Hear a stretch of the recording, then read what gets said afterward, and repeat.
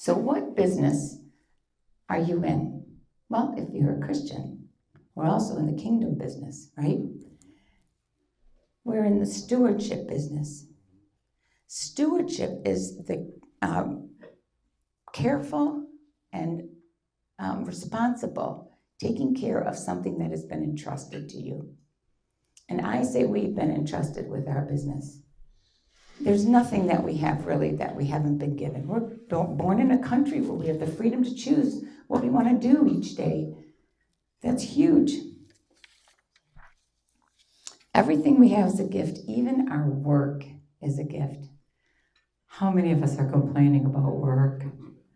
It's a gift. God gave it to Adam before the fall. And the word in Genesis 2:15, adova, that's what God gave to Adam, adova. It's work layered with stewardship, layered with divine purpose.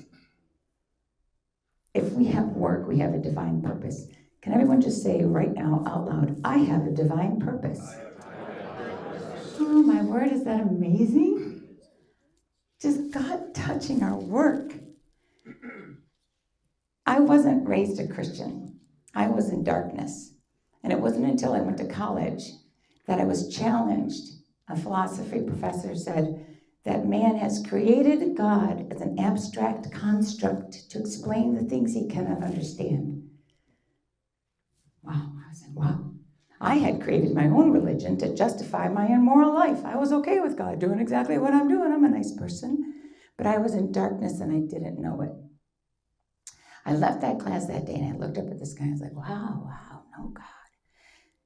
If there is a God, if you're there, will you please show yourself to me? And he answered that prayer through faithful people, faithful witnesses. And I did some research and I discovered that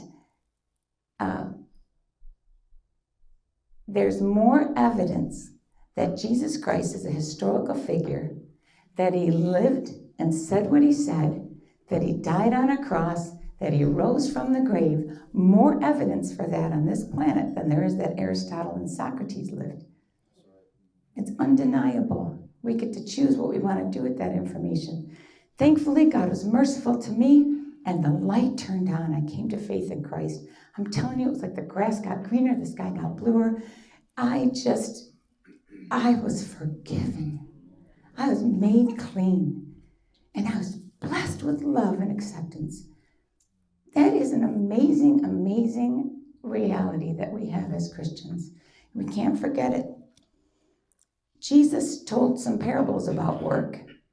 And the one about the talents, the two talents, the 5 talents. And I've said to the Lord, I don't know how many talents you gave me, but please, Lord, help me to multiply these talents. I want to hear you say on that day of judgment, and there will be a day of judgment where we stand before our Creator. I want to hear you say, well done. And Jesus said, I'll do that for you. I'll tell you, well done. Are we doing it perfectly? No. But we're looking toward the author and finisher of our faith, right? And when we lay before him, I got this struggle. This AI is coming in. The economy's doing this. What do we do?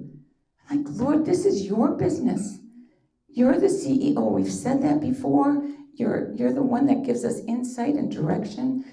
Here's our plans. What do you think, Lord? Take it to him in prayer. And he is faithful to answer us because he's entrusted it to us. And he's a good God and he'll help us. And then I got to flip ahead a little bit. In Luke 19:13. Okay, our church did an Impact Sunday last Sunday, and I was thinking about saying this. We've never given out mugs. I don't think we've ever given out mugs. So I get this mug, and I was like, oh, what? For the King, for his kingdom, for his people. Do business till I come, Jesus. That is Luke 19:13. We're doing it. We're doing business, and we're doing business. Is that not awesome? Till he comes, he's coming back. So I was so encouraged. I was like, okay, I got to definitely talk about doing business till he comes.